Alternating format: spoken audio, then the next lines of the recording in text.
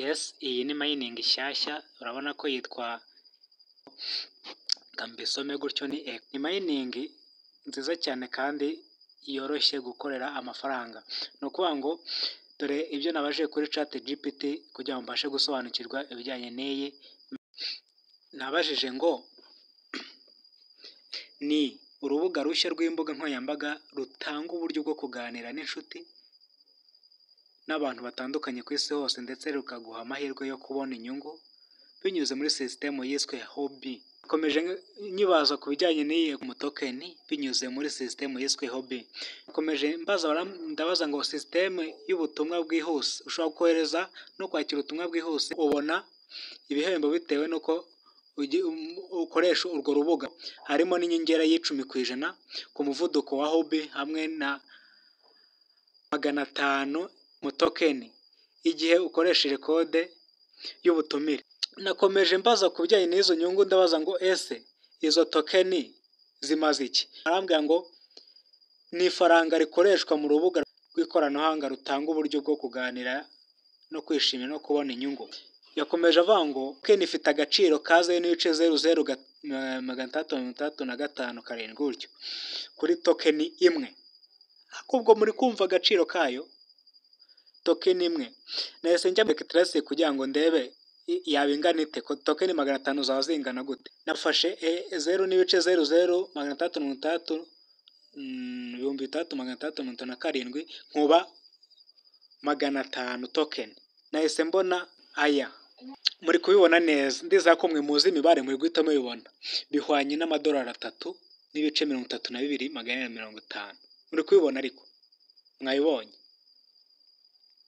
Yes, ubu imibare yose muri kuyibona, ndizera ko muri kuyibona.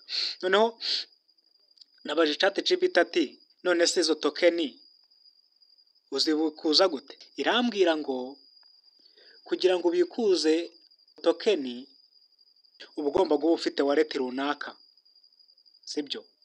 Ugomba kuba ufite wallet runaka. Noneho iyo wallet wenda hano bavuze ngo MetaMask ni umwe mu mifuka ikoreshwa cyane kandi ihuzwa n'imiyoboro itandukanye ya blockchain.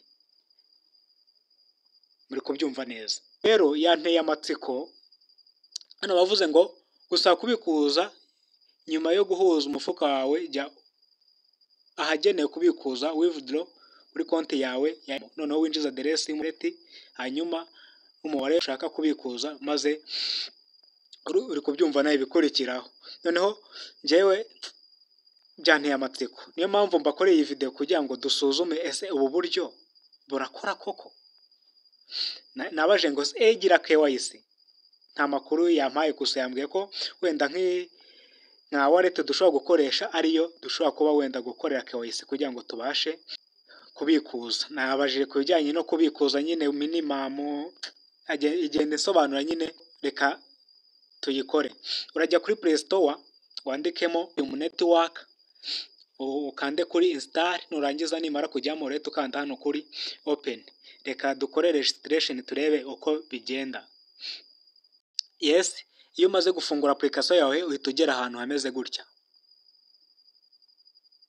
Muri kuhabona login with Google, ndabona nta n'ahandi hari. Urahita uhakanda, tegerezaho gato, uraza uhitemo email ukoresha. Njye ndakoresha iyanjye.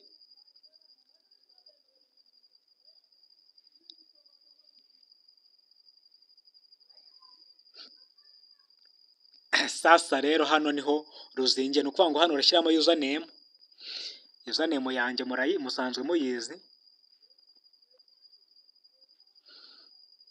ni John Lee. Yes, hano urashyiramo referral code.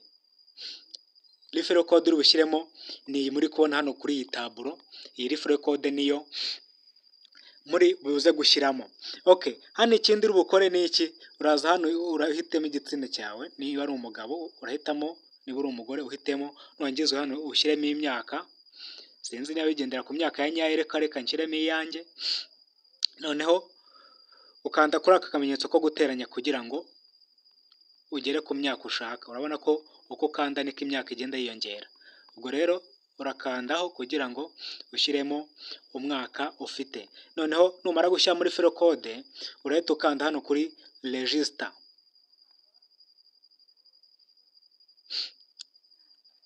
Yes, ndabona username bari kuvuga ngo ntabwo iri gukunda. Kanda kuri register.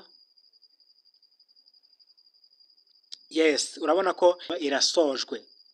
Ready to start niyo social platform experience in way, gutyo nyine muri kubona. Noneho wowe ikiri bukore n'iki, uraza ukande hano step by step, ukande next next next next, byose ubikanda ukita ukanda kuri start. Urabona ko hano bahise bafungura, mwabibonye ko yafungutse. Reka noneho turebe ni iki umuntu yakora kugira ngo abashe kubona point ze. Yes, urabona ko iyo uje hano kuri task, urabona ko bari kwereka ko harimo task 12 zikeneye kuba completed. Urahita uzuhakande, nuhakanda urahita mbere na mbere uzukande hano kuri daily reward. Yes, numara kuhakanda barakwereka ko daily reward yawe yo ku munsi wa mbere ari token 100. Hako muri kubibona ukuntu zigenda ziyongera, sibyo? Muri kubona ko zigenda ziyongera. Ku munsi wa mbere baguha 100, ku munsi wa kabiri 200, ku munsi wa gatatu 300, ku munsi wa kane 400, ku munsi wa gatanu 500, gutyo wa gatatu 750, ku munsi wa karindwi 1000, ku munsi wa 8 250, ku munsi wa 9 500, ku munsi wa 10 2,000. Murabona ko izi token zirihuta cyane. Nuko ngo buri munsi ugomba kuza ugakora daily reward yawe. Biri kumvikana. Okay, ubwo ikiri buze gukora uraza ukande hano kuri claim reward, nurangiza reward yawe igere kuri balance. Muri kwibona neza ko ziri kugenda zijyaho ziyongera paka zigwiriye zingahe? Zigwiriye 100. Yes, bise bihuriramo rwose. No kwanga ku munsi w'ejo nabwo nzaza nk'izi saha nkande hano claim reward nazo zijye hano. Ikindi uri bukore ni iki, uraza hano ahangaha muri kwibona ko kujya kuri YouTube ukareba live yabo. Reka dukande hano kuri watch. Yego, icyo tutazi nuko live yabo irangiye, cyakoze ndabona ari iminota mike, amasegonda make. Muri kubibona hano amasegonda make rwose iraba irangiye. Urabona ko iri kurangira. Kugira ngo wenda bataza kuvuga ngo ntitwahageze, reka dukande kuri like. Muri kubibona hano, ubundi dutegereze, sibyo? Reka none dusubire muri application yacu. Yes, urabona ko baduhaye reward 100. Turakanda kuri okay. Murabona ko task ebyiri zimaze gukunda. Turaza hano kuri welcome back, turahakandi naho ni kuri YouTube, turakanda hano kuri watch, naho batujyane muri YouTube. Reka turebe iyi video ifite iminota mike cyane, nirangira turasubira inyuma muri application. Yes, urabona ko irangiye. Reka naho wenda amahe like kugira ngo dukomeze. Reka turasubire muri application yacu, bahita batubwira ko token zacu twamaze kuzibona. Urakanda kuri okay, ubundi ukomeze. Murabona ko izi task nazo kuzikora ntago bigoye rwose. Ni ukuvuga ngo ugomba kuzikora, niba ari hano ari kufollowinga, niba hano ari kuri follow, niba hano ari kuri kubajoyininga, byose ukabikora. Niba ari kubireba kuri TikTok cyangwa se gutyo ukagenda ubikora. Hano bavuze ngo izi task ntago nzimenyereye, mwitonde muzikore neza kandi mukurikije ibyo bari kubabwira. Hano bavuze ngo iyo utumiye abantu 5, iyo utumiye abantu 5 baguha 2,000. Muri kwibona neza. Iyo utumiye abantu 10 baguha 4,000. Iyo utumiye abantu 50 baguha 20,000. Watumira abantu 100 bakaguha token 50,000. Murabona ko iyi rwose tugomba kuyikora twitonze kugira ngo turebe ko izi token twazigurisha. Okay, hano bavuze ngo let out app. Sinzi ibyo bari kuvuga, ntago nzi icyongereza nyabona. Aho cyakoze ngiye kwakandaho ndeke bampa izi token 500. kamakande, ndakanda hano kuri let now banjyane muri Play Store, ndabona nta birenze, ndahita nkanda hano kuri open nikomereze. Yes, urabona ko bahise bampa 500. Ibi bintu biroroshye pe. Niba ushimishijwe n'iyi video, kora subscribe, ukande like ndetse na share kugira ngo njye mbagezaho update zitandukanye. Ni ukuvuga ngo izi task zose muba mugomba kuzikora, mukazikora zose mukazirangiza. Reka turebe indi step ko twamenya ibyayo. Reka dusubire inyuma, reka dukore refresh turebe izo twatubonye. Yes, ndabona ari 800. Uzirikane ka gaciro twabonye. Iramutse iri kuri 0.0036, umva hano haba harimo amafaranga pe. Yes, reka dukomeze, reka dukande kuri hano kuri discover. Nituhakanda baratwereka iki? Yes, ndabona ibyo batweretse ntabwo mbisobanukiye, ndaza kuhakora ubushakashatsi neza bwimbitse, gusa icyo nzi cyo iyi izatubyarira umusaruro. Urabona ko hariho abantu benshi bayikoresha baganira. Yes, ni ukuvuga ngo reka nkande hano kuri market. Kuri market murabona ko ibi nabyo murabona ko ndaje ndabasobanura neza icyo bivuze. Muri kubibona? Yes, ni ukuvuga ngo iyi video n'ubu nkikora ubu nibwo nkoze iyi video ngira ngo ndebe niba iyi izatubyarira umusaruro. Ubwo rero mu gihe ntarabaho ibisobanuro muri mukora task, ariko ndaje ndabakora ubusesenguzi bwose ku bijyanye n'iyi token, ndaza kubaha amakuru mu buryo bwizewe, cyangwa uyu munsi cyangwa n'ejo bundi nzabaha amakuru mu buryo bwizewe. Gusa mwibuke ko iyi ni application ikora ibintu byo kuhuza, kuganira n'inshuti n'ibikiniki. Urabona ko hano bavuze ngo hano hari chat. Nukanda kuri chat, urabona ko nta message iriho kubera ko twayifunguye mu kanya. Ubwo rero icyo ukora ni iki? Icyo ukora ni ugutegereza amakuru nje kubaha kugira ngo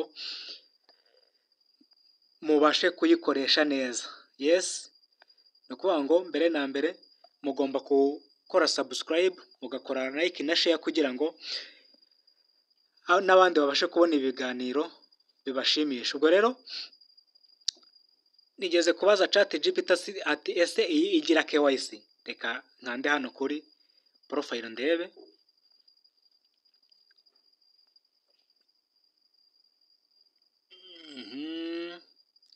Ibi ntabwo mbisobanukiwe, ariko icyo nzi cyo bari kubaza ngo select your interest. Ntabwo nzi icyongereza, mujye mwihangana, gusa abazi icyongereza ubwo babyumvishe.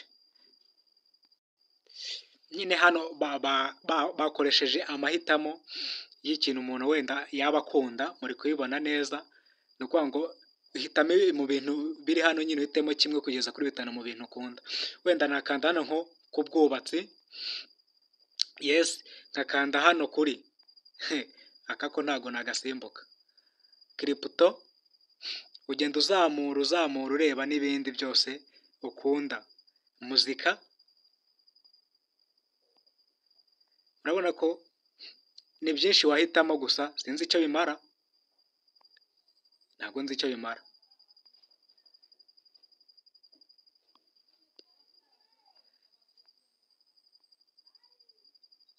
Yes, sinzi icyo bimara rwose. Ubwo reka njye nikorere kuri close. Reka nkore kuri close kuko ntago nzi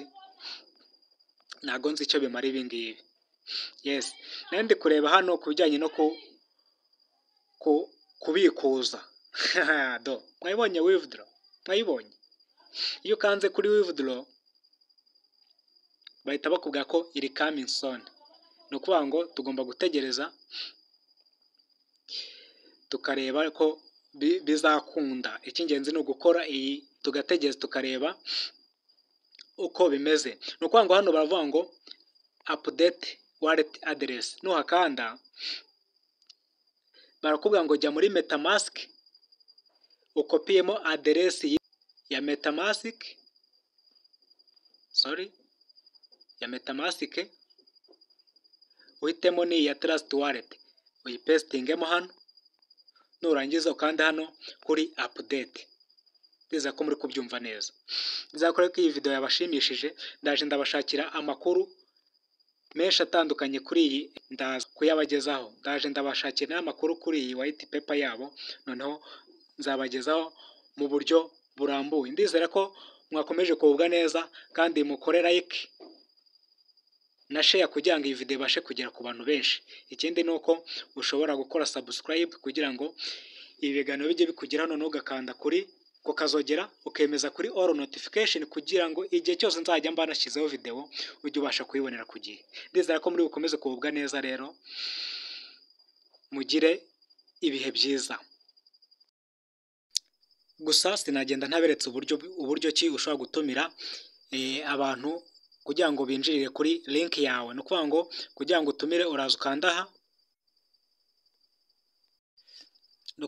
kugira ngo ubone link yo gutumira uraza ukanda hano kuri profile ahangaha. Numara kwakanda urahita ubona link yawe ni iyi ngiyi, iyi niyo link yawe. Urayikandaho ugumizeho, irahita ikujyana muri browser ya Chrome. Ni ukuvuga ngo wowe ikiri bukore kugira ngo ubone link, uraza wikandira aha. Numara kwakanda urahita ubona ko hano hari copy.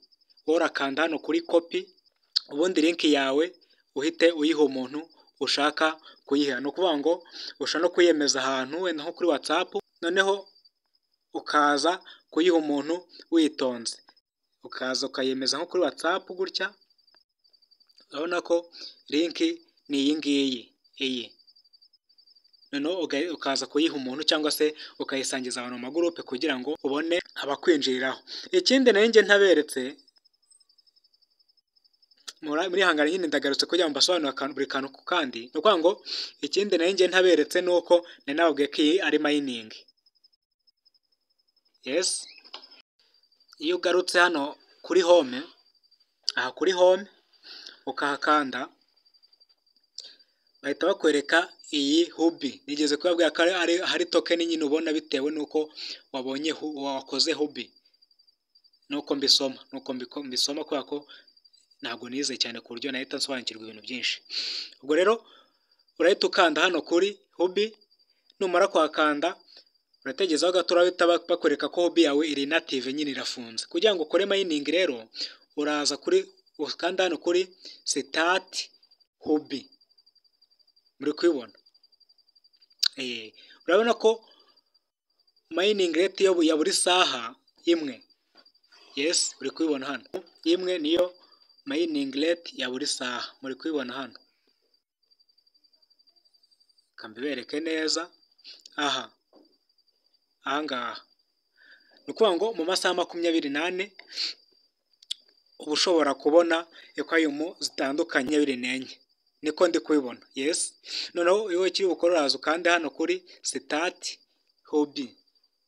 Nuko mbisoma mwihangana, ubwo nta cyongereza nzi, ariko urabona ko hano bari kukubwira ko amasaha 24 ni 24 n'ubundi. Uri kubibona hano. Ubwo rero urabona ko mining yacu yatangiye. Uri kubibona hano. Yes, mu masaha 24 uba ushobora kugaruka ugakandaho kugira ngo ukomeze mining yawe. Urabona ko hubi yacu ifunguye. Ndizera ko rero muri bukomeze kugubwa neza, n'utwo tuntu tubiri twatungariwe kugira ngo ntubereke, kugira ngo mugende mufite amakuru ahagije kuri iyi mining. Ndizera ko muri bukomeze kugubwa neza. Rero murabona ko no hano kuri nuze hatangiye kuzaho token zacu. Mukomeze kugubwa neza, ndabakunda cyane.